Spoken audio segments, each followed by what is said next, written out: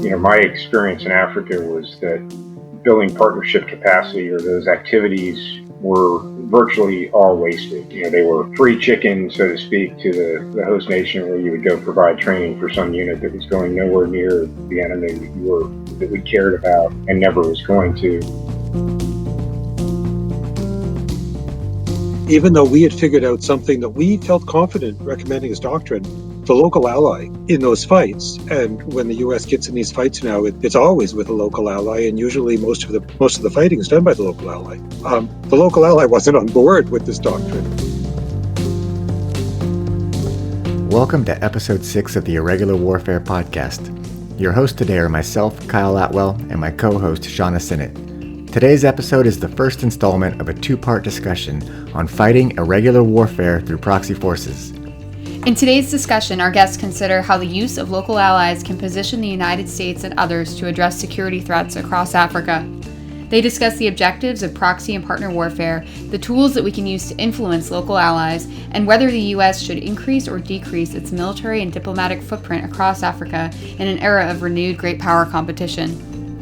Retired Major General Mark Hicks served as the commander of Special Operations Command Africa from 2017 to 2019, where he was responsible for all special operations forces across the continent. Before that, he was the Chief of Staff and Director of Operations at SOCOM headquarters and a career AC-130 pilot. Dr. Eli Berman is a professor at UC San Diego and co-editor of the book Proxy Wars: Suppressing Violence Through Local Agents. Before entering academia, Eli was a member of the Israeli Defense Force, where he participated in the 1982 Lebanon War. You are listening to the Irregular Warfare Podcast, a joint production of the Princeton Empirical Studies of Conflict Project and the Modern War Institute at West Point, dedicated to bridging the gap between scholars and practitioners to support the community of irregular warfare professionals. Here is our conversation with Mark and Eli.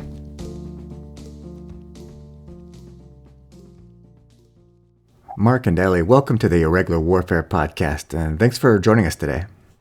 Pleasure to be here. It's great to be with you. This is a wonderful initiative. I'm very excited about it. Thank you, Eli. So I'd like to start the conversation by asking what motivated you to publish a book on proxy warfare? Well, we'd written this previous book on how to do counterinsurgency correctly and humanely by integrating a development strategy into it. And we were very proud of it, and we went from place to place and told people that we'd figured this thing out. And usually politely, folks would say, well, if you guys are so smart, why are y'all losing all the time? And we felt as academics and as public policy folks that maybe we should answer that question. And the answer that we came up with, which I think is very interesting, is that even though we had figured out something that we felt confident recommending as doctrine, the local ally in those fights, and when the U.S. gets in these fights now, it's always with a local ally, and usually most of the fighting is done by the local ally. The local ally wasn't on board with this doctrine, and then the question was: is it possible to incentivize a local ally, the Afghan government, the Iraqi government, the Colombian government, in the case of Israel, the Palestinian Authority, the South Lebanese Army? Is it possible to incentivize those folks to do the things that the senior ally in the partnership wants, or should you just give up and go home? And those questions are especially relevant when we consider the U.S. role in Africa today. So, Mark, what's the risk in not having this level of influence, and how do we balance that with all of our other competing defense priorities? If you look at Africa in particular, here in a period where we're trying to disengage from the longest wars in the history of the Republic, and trying to shift strategy toward great state competition, all of which suggests a lack of political will for further, boots on the ground in places that are poorly understood and far from home with tangential connections to American interests. We're going to have to do things, by, with, and through local partners. The political will and frankly the capacity to do it with U.S. Forces just isn't there, and that's probably fine. I think our role in Africa should be to work with local governments to address areas of mutual interest, of which there are many. We have tremendous interests across Africa. are the fastest growing continent, the youngest continent, and is, will be increasingly important in the future, even if only as a safe haven for terrorists, because we've left places like the Sahel as poorly governed space, and where Al Qaeda is currently seeing great expansion of their franchises across the area. So if we fail to figure out how to work well with partners in the absence of the ability and will to do it ourselves, then those things that are in our interests won't get done. Ellie, do you think that proxy and partner warfare is going to play an increasing role in the future of U.S. national security policy?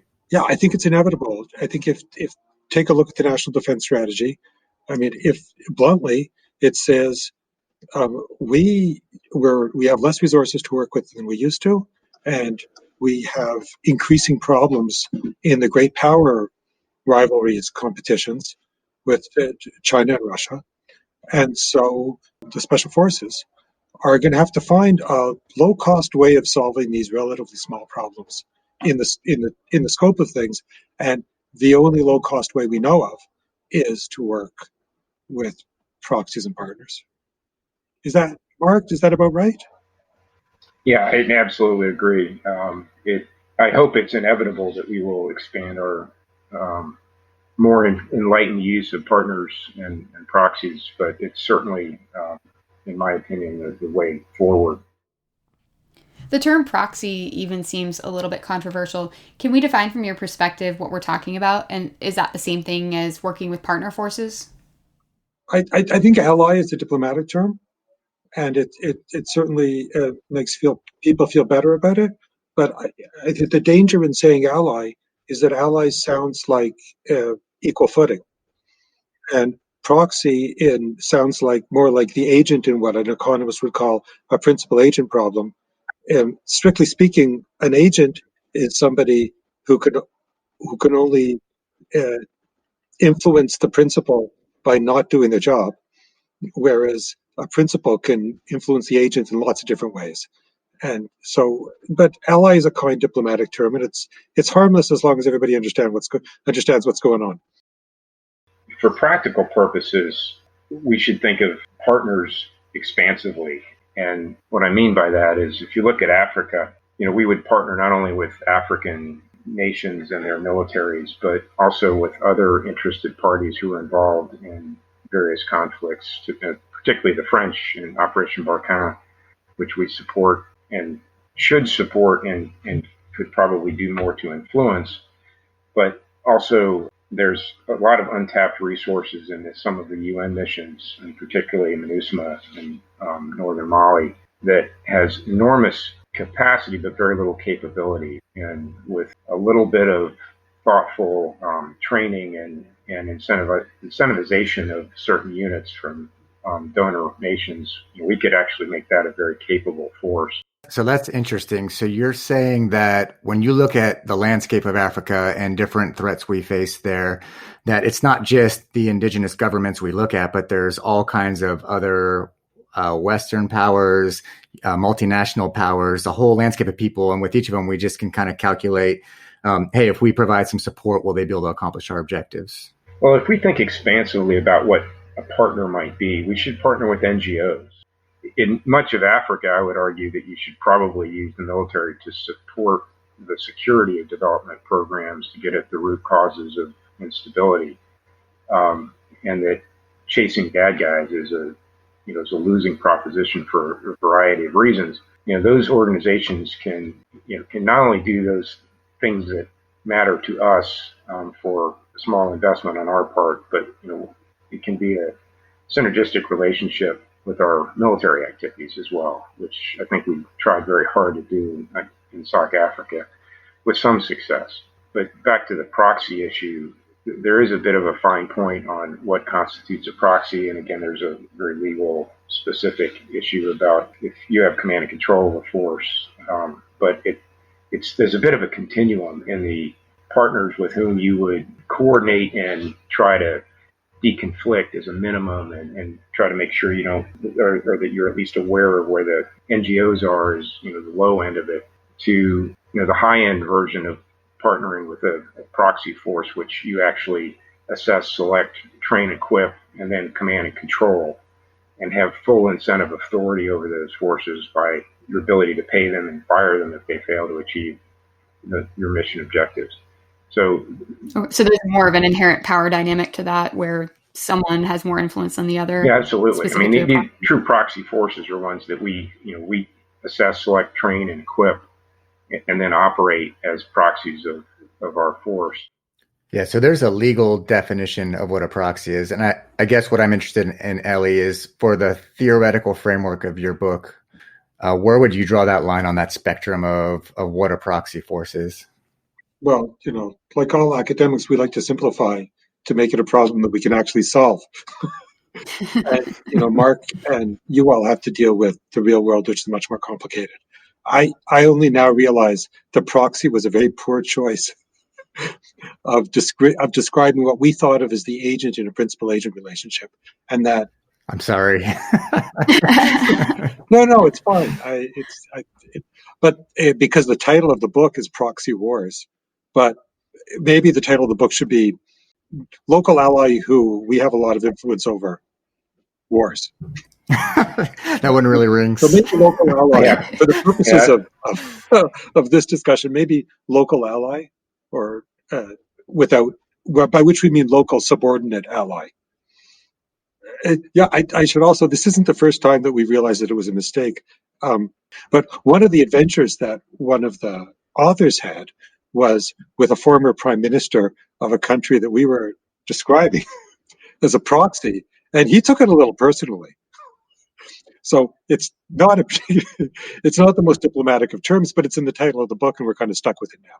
Ellie, you bring up a good point, and there's a political dynamic here with respect to the host nation, who we may consider a willing or partially willing partner or proxy of the U.S., but that can very quickly ruin a relationship by suggesting that they should do our bidding.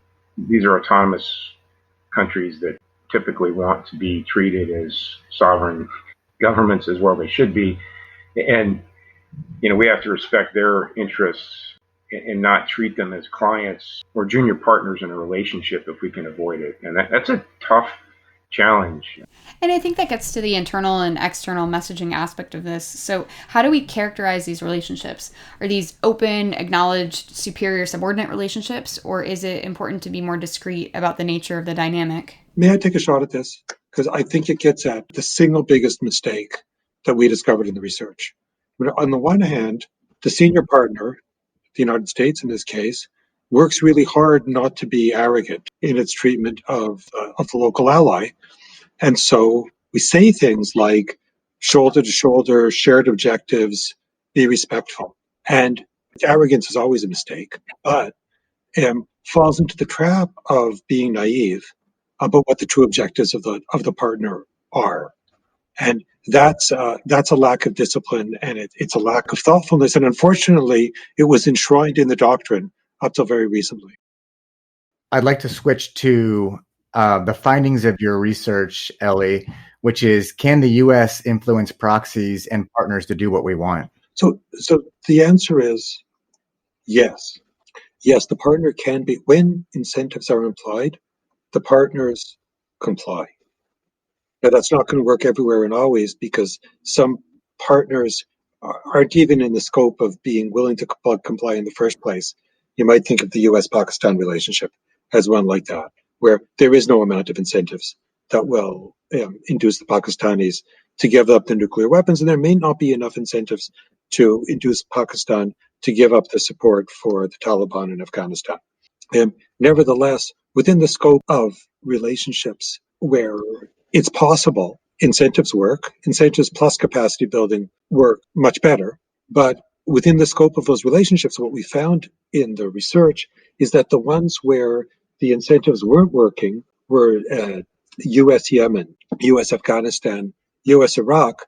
There were periods in which, when incentivized, the local ally did in fact comply. What's surprising about the cases is that the incentives weren't applied in a consistent way. And when, for reasons that are really hard for us to explain, the United States backed off of incentives to the Afghan government, to the Iraqi government, to the Yemeni government, that the proxies cheated. And so in a nutshell, when not incentivized, proxies always cheat. But how do you know they're cheating? Because the outcomes look so bad. It's a fantastic question, but one of the implications of this model, of this approach, are that some of the intelligence gathering has to be aimed at the local ally rather than at the enemy in order to understand what the local ally is doing.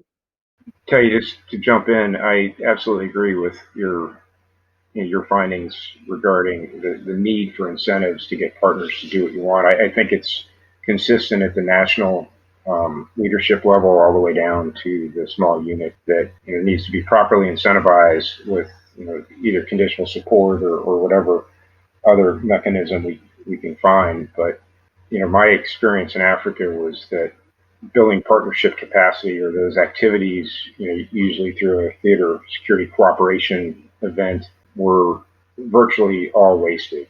With exceptions that I can think of. In one case, they were free chicken, so to speak, to the host nation, where you would go provide training for some unit that was going nowhere near the enemy that we cared about and never was going to. And that unit then broke up and moved on to other places, and it really achieved nothing as far as building capability, let alone capacity of the host nation, but made us feel good politically. So to your earlier point, that if the first mistake, if I understood you correctly, the first mistake that you see that was we go into these things naively, absolutely. Not understanding the situation on the ground, not understanding what the partner's real objectives are, or what a would-be partner's real objectives are, make it very hard to incentivize them to do what we want. And I think it's easier at the tactical level to incentivize military-age males by pay and training to do what we want than it is, at least in my experience here, with getting governments, whether it's regional governments or national governments, to do the right thing, both militarily and development-wise, because they're typically gaining from the situation as it exists, either the status quo or some variant of it that's not consistent with our desire.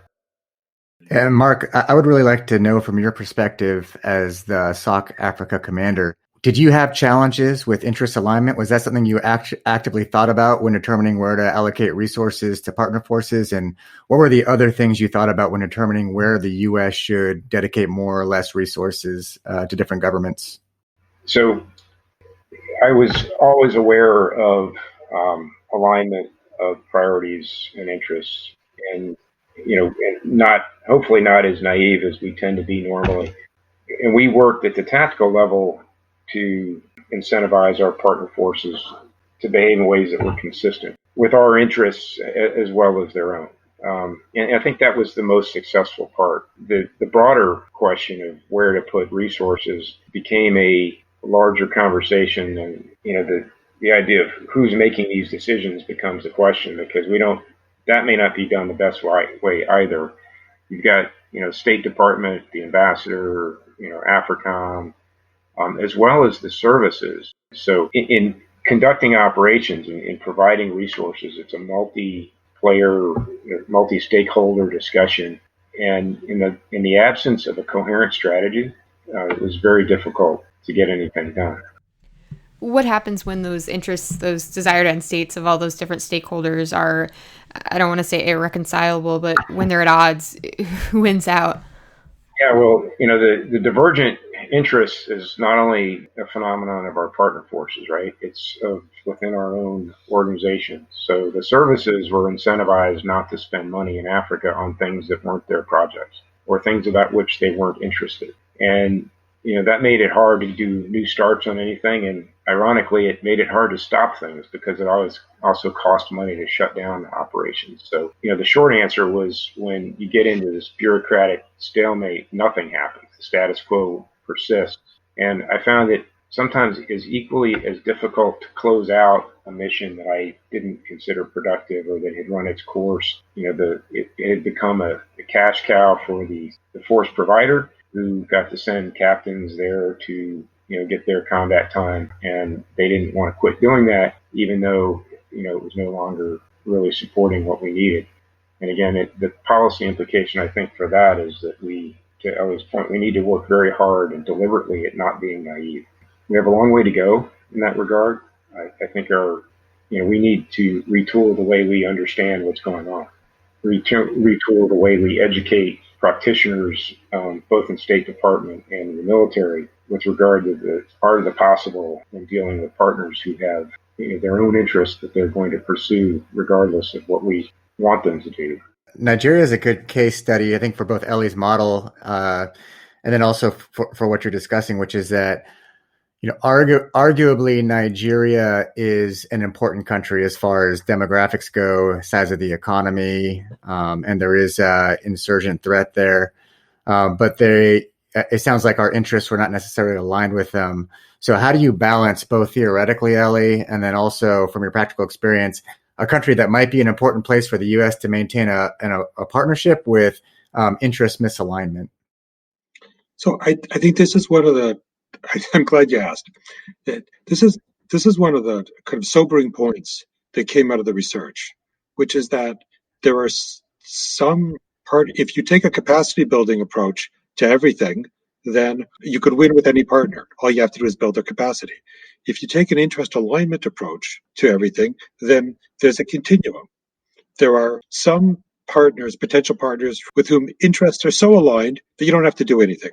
Canada, right? There are some for whom interests are so misaligned that it's hopeless. That might be the case with Pakistan in many kind of lines of effort.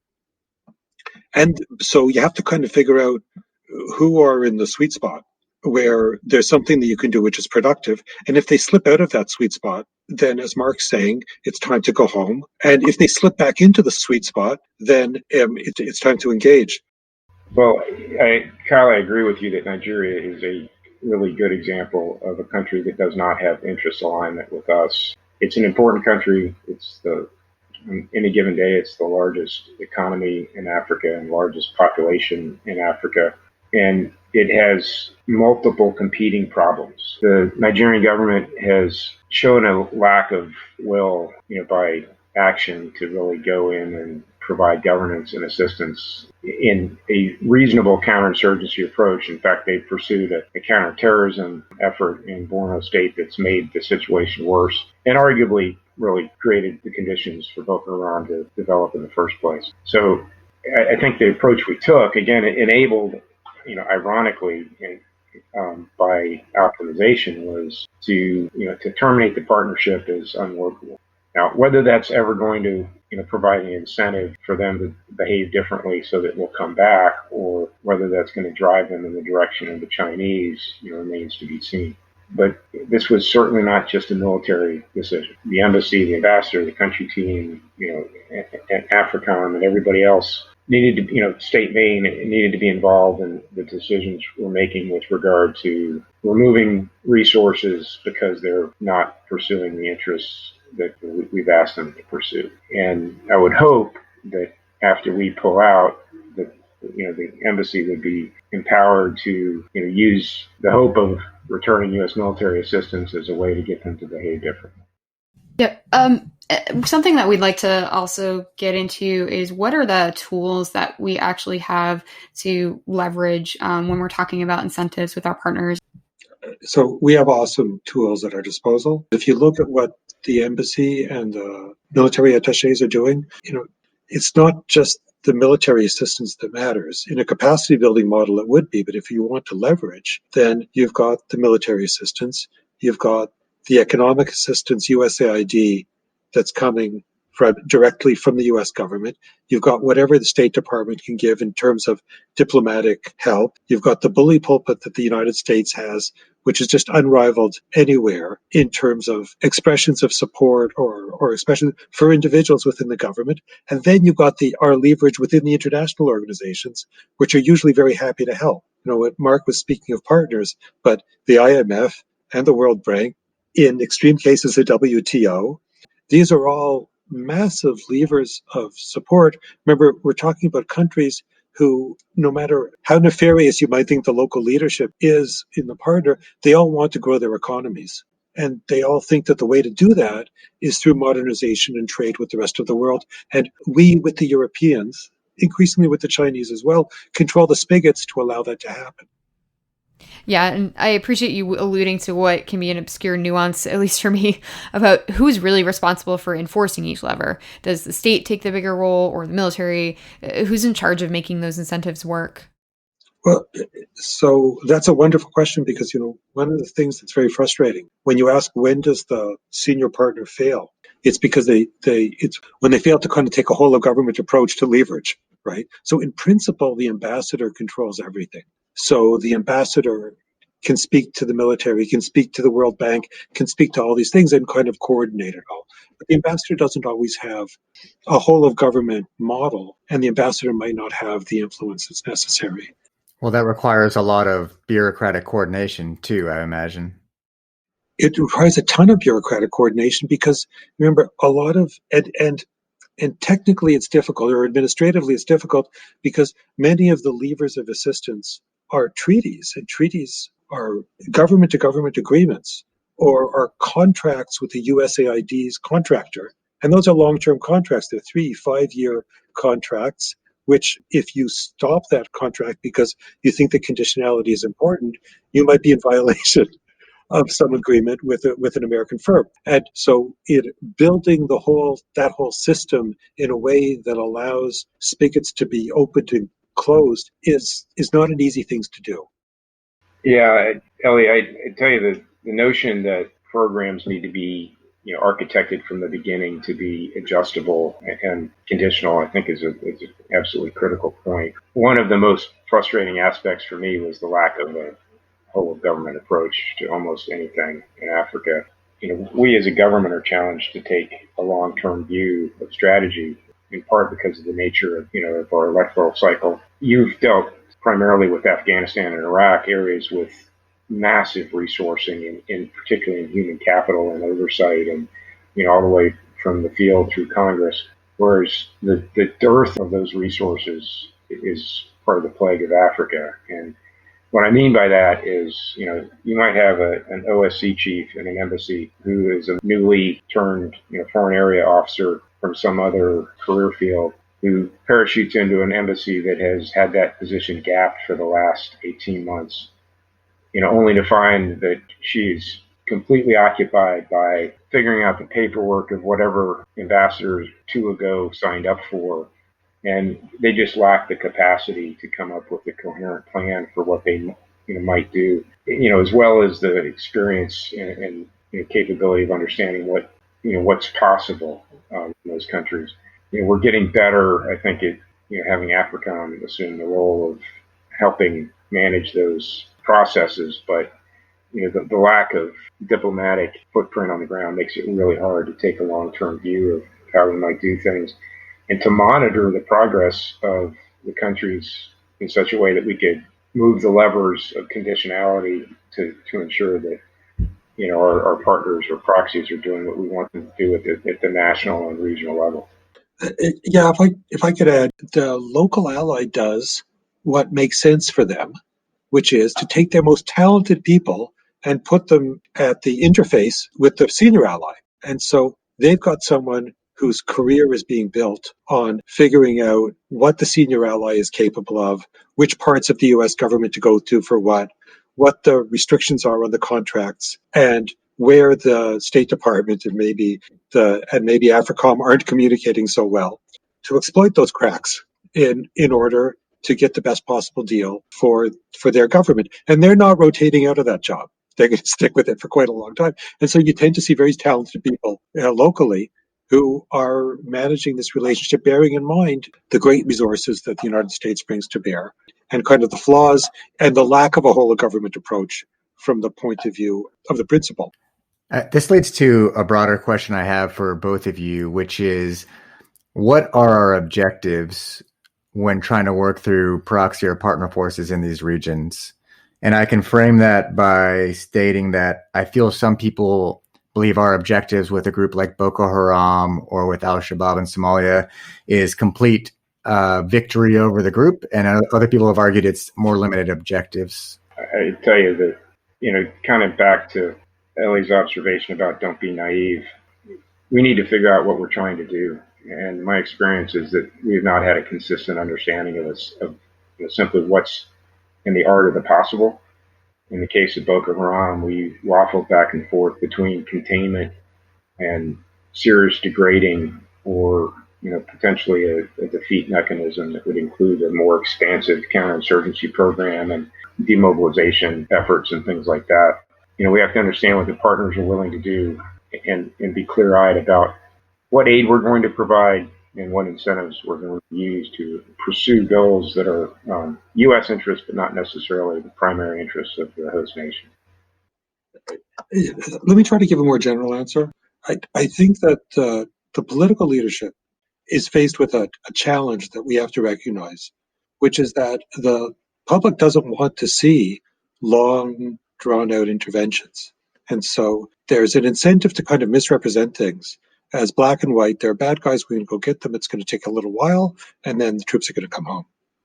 Where, in fact, we tend to get involved in these relationships when there's a local ally who's flawed, whose governance is flawed in such a way that the root causes of insurrection are going to be there for a while. The Islamists aren't there just because they've got a good story. They're there because the government's not providing the needs of the local population in kind of a hearts and minds coin sense. And that's not going to change anytime soon. And so that would lead you to believe that U.S. forces are there in order to prevent an outbreak of terrorism or of insurgency that might spill over and destabilize other allies. So it's like a containment objective then, is we want to contain the threat. Exactly. But containment is by its nature almost surely a very long-term deployment of with an uncertain duration. And that's very difficult for the politicians to sell to the electorate. And so they've told this other story often. And that other story is, while maybe compelling, often gets us in trouble when we fail to obtain objectives that were so black and white and so easy. Because you're right, it used to be a bit of a running joke with us that we wouldn't be in the countries if they were well governed and in good shape. So yes, by definition, almost every place we are has flawed partners. And one other objective I wonder about is there's our effect on the enemy, which is they're destroyed or they're contained. But when we send small teams to some of these countries, it could be 10 to 20 people. Are there other objectives that we're trying to pursue, or is it almost always enemy based? That's a great question, Kyle, and worth noting that when we send U.S. forces to a country, whether it's a theater security cooperation event, which is kind of the classic peacetime engagement activity, there is a political piece of that. But from the special ops world, when we send a force to a country, there are multiple reasons why we might choose to do that. And in the case of Africa, if we're looking at great power competition, one of the places that that competition is going to play out, as it did during the Cold War, is the developing world. And Africa is a huge stage for that right now, where the barrier to entry is very low. China, in particular, is active across the continent. And the good news is they've made ugly American a no longer pejorative term. But, we're not competing effectively in the ways that the Chinese are in many parts of Africa. And we've also seen a great deal of Russian adventurism in various places, Central African Republic, and of course, Libya in particular. So we may choose as a government to send training or advisory forces simply to be there and to be part of the partnership that competes with the Chinese. I don't know how many times I heard, hey, you guys are the partners of choice. We want to work with you, but you're not here. And you heard that from the partner forces saying, we want you here. From countries all across Africa. And it was a constant refrain, not only to myself, but to our diplomatic force as well. Is that an appropriate strategic objective? I mean, to explicitly say we're there to displace our competitors, to provide an alternative to countries relying on China? Depending on the cost, the size of the force and what we're trying to achieve, I think being the partner of choice is a legitimate strategic objective. Now, and that's certainly debatable, but I would prefer it to be a tangential objective. Militarily, we would want to be somewhere because we have military objectives that are aligned, at least somewhat. And for the same reason we partner with our European partners, we should partner with our African military partners because we have security objectives of mutual interest. We're all seeking to reduce the influence of Islamist extremism across the continent. So why wouldn't we help those countries that need it? And oh, by the way, by being there, we can help monitor what they're up to, what's happening on the ground in those countries, which is extremely difficult to know and sometimes unknowable through normal diplomatic channels because of their lack of access to some of the conflict regions. So it doesn't need to be the only reason we would go, but I think it should be explicitly considered as part of why we would consider sending a force is to maintain a partnership that may be valuable someday and to displace other powers that may seek to exploit the vacuum that we tend to leave across Africa. Yeah, displace might be a strong word. China feels that it has interests in Africa. China now feels that it has interests just about everywhere. And it's a rising power. Its share of world GDP has just passed that of the United States, and it's going to keep rising. So I think, a failing of the research we've done so far that we've noticed is that to think about one principle and one proxy is very narrow. Often we're in multiple principle, single proxy relationships, and the proxy does the rational thing, or the local ally does the rational thing, which is to play off the big powers against each other. And if, Mark wants to teach folks to shoot straight and put bandages on right, but that's conditional on some kind of human rights rules that come with his legal mandate. But somebody else is willing to give the same instruction without the conditionality, then they might go to the other, at least for that part of the training. And we've seen that repeatedly. Yeah, we have this image that if we provide a train and equip package that China or Russia or anybody else is not going to do it. But I can't imagine that a state in Africa feels like they have to exclusively go with one, principle. I think in your terms, Eli or donor, they can essentially take everything that everybody wants to offer. And I think that almost puts us as donors at a disadvantage in these types of relationships if we're doing it from a great power competition lens. Well, it certainly makes it harder. My experience is that our partners in Africa do accept support from multiple fronts, and that's not always a bad thing. I recall our artillery captain in Niger had been trained by the Chinese, and I was just happy that he'd been trained. So, there are opportunities where we make contact either directly or indirectly with the Chinese in Africa, where we could actually cooperate and let some of the air out of the relationship too. It doesn't have to be straight competition. Has any sort of lateral alignment like that happened yet, or is there a way you envision that could actually look in the future? It is, to the extent that it's happened. I think probably the counter-piracy operations in the off the coast or off the east coast of Africa are probably the best example. I'll be them, imperfect, and I think policy-wise we've been constrained from looking for good ways to cooperate with the Chinese. But I could certainly envision a way that if we could influence the way the Chinese provide aid or conduct business and actually help them do things better, I don't think that would be a bad thing.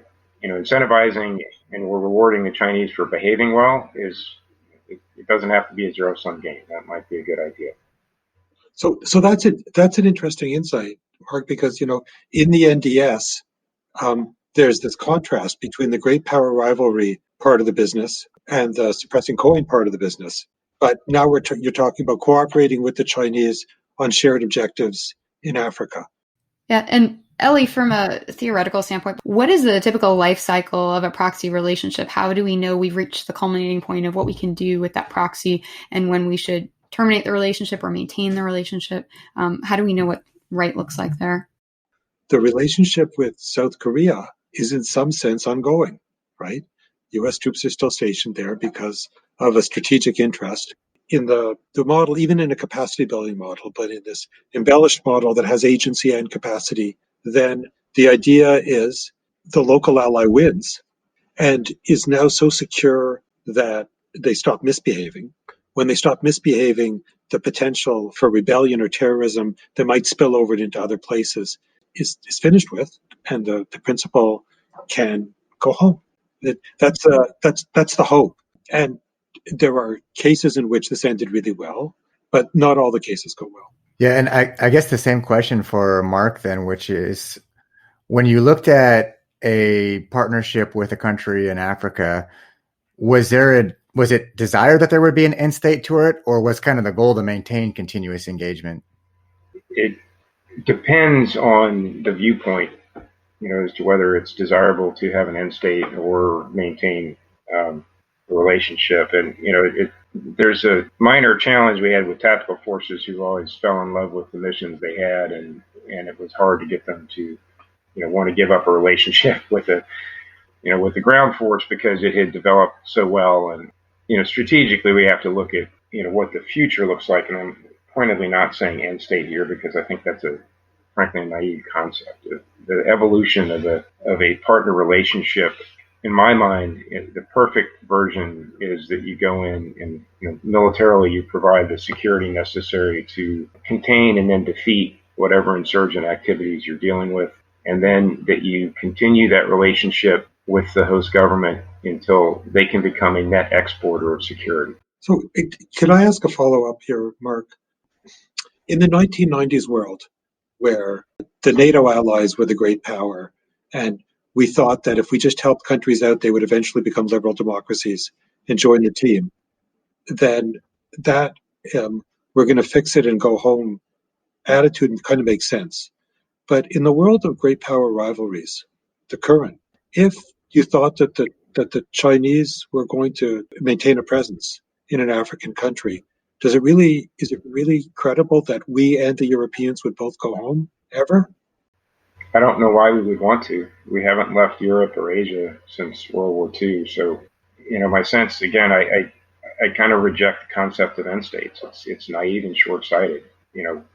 Our evolution of cooperative military relationships with Africa should look more like what we're seeing in Europe. In fact, I would argue that AFRICOM should sort of drop the notion that it's an engagement command and act like a combatant command like any other that has military cooperative activities with the regional countries, and we should seek to partner with them to provide stability not only across Africa but ultimately exporting it off of the African continent to other areas, likely the Middle East, which is not showing signs of stability anytime soon.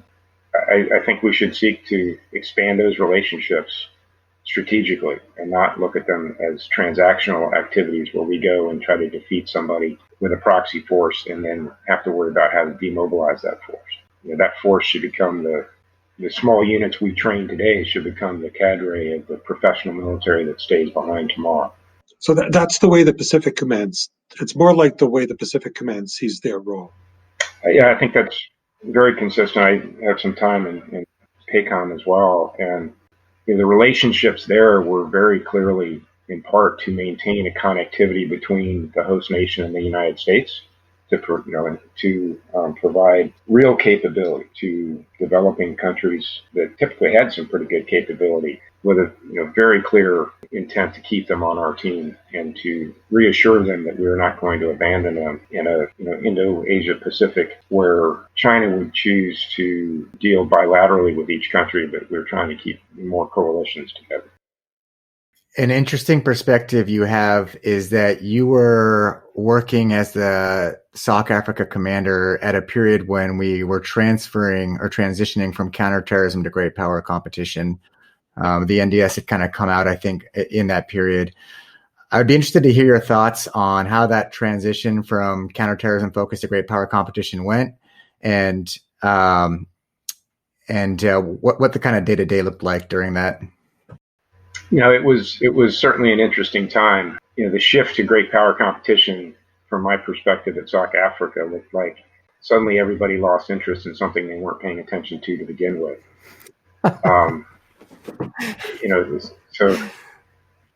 But ultimately we ended up with the optimization drill of reducing force structure, particularly of soft forces, which was a an interesting exercise for a variety of reasons. Can you just provide us a little more background on what optimization is and what the debate is? Sure. Optimization in Africa was an effort directed by the chairman to reduce our force structure by 25 and 50% over 18 and 36 months, respectively. I was successful, at least on the SOCAF side, of reducing some areas that were either nearing completion, that is, they had achieved the goals that they were in place for, the partner was sufficiently capable that we could leave a little bit ahead of schedule and it was going to be okay. Or in some cases, it allowed me to pull forces out of non-productive missions that the force provider was, not interested in quitting. And that actually turned out to be beneficial.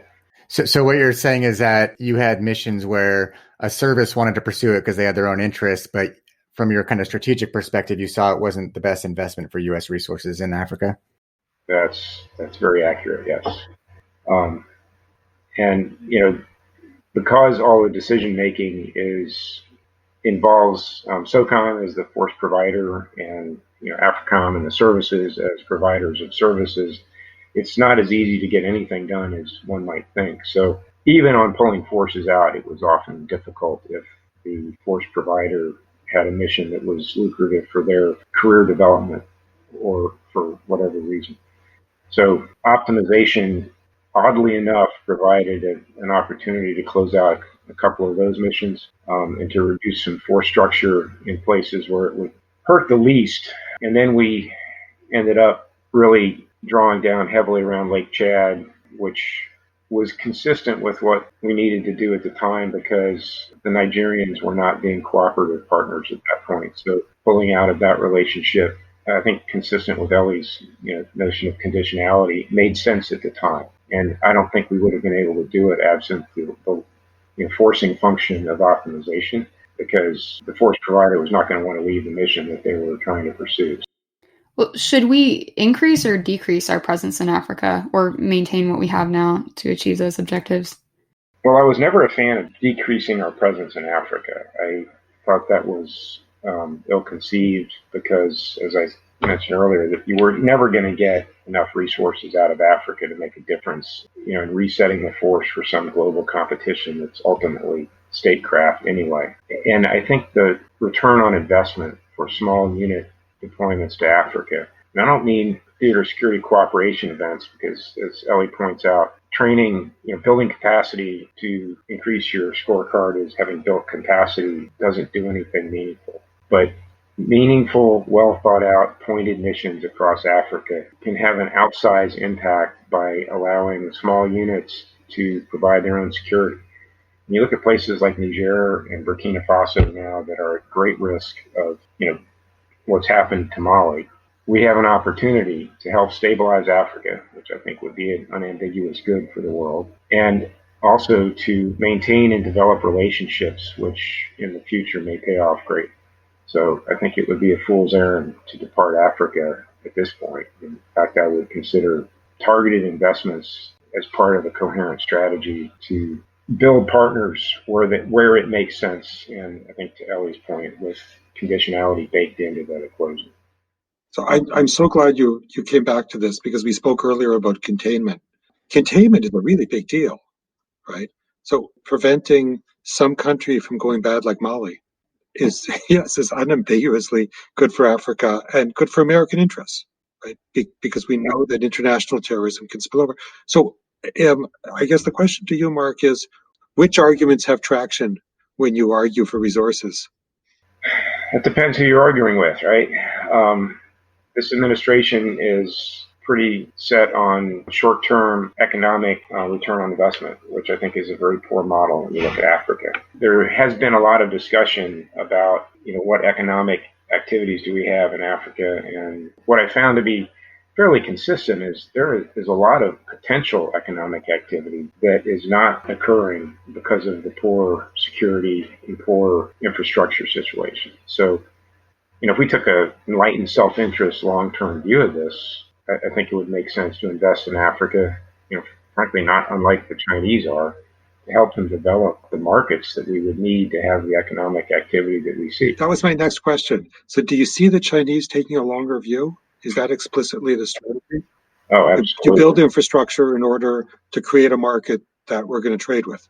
While their execution may leave some maybe wanting, and they're doing a very good job of taking a long-term view of securing partnerships and relationships that will benefit them in the future. Primarily now they're in the extractive business of getting rare earth metals and other things out of Africa. But everybody's going to want the market that Africa will provide in the future. I wanted to ask both of you, we're talking about sending investments to Africa, which is kind of a peripheral concern, I think, in modern national security. Do you think that the American public is willing to tolerate the risks when they bubble up of investing greater in Africa versus the rewards we get? Kyle, that's a great question. I'm glad you brought it up. We had tragic loss of life of 4 soldiers in Niger that was very poorly handled politically, in part because the American people were not fully informed and invested in what they were doing there. And you juxtapose that with the loss in Somalia, which really caused not even a ripple in the political fabric, because both Congress and the American people are generally aware of what we're doing in Somalia. I think kind of helps answer that question for me, is that the American people need to be informed and have to have buy-in in what we're doing. I think the story to tell about what's happening in the Sahel and why we're in Niger and why we should be in Burkina Faso more than we are is a very easy and compelling narrative. It's just not being told. So that's a great question. I'm really glad Mark went first. I agree with all that. I might say it a little differently. I'd say that if this is presented the way that Jim Mattis would present it to the American people, there would be a lot of understanding. If it's presented as the old story about, we're there to fight terrorists who might show up in Florida, then it's not going to land. Can you elaborate on that difference? What does that particular communication strategy look like? Exactly. So if one were to say, listen, we're engaged in a great power rivalry, that's going to be the story of the world for the next generation. Those of us who are old enough remember the Cold War. Well, this is something like that, but it's a rivalry. The Chinese are in Africa. They've got their values, and we're clear about what they're going to do there. We should be there too.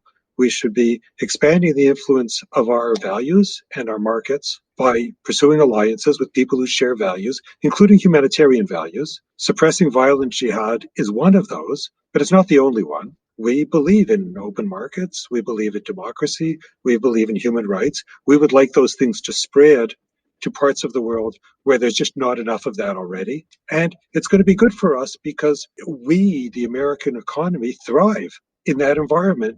The more trade, the better. That was kind of the story that we were telling during the Cold War, because the Soviets were telling the opposite. But I think we'd want to go back to defining what the national interest is in Africa along those lines. We're pursuing alliances with people that share our values. And at the same time, we're pursuing markets for our economy.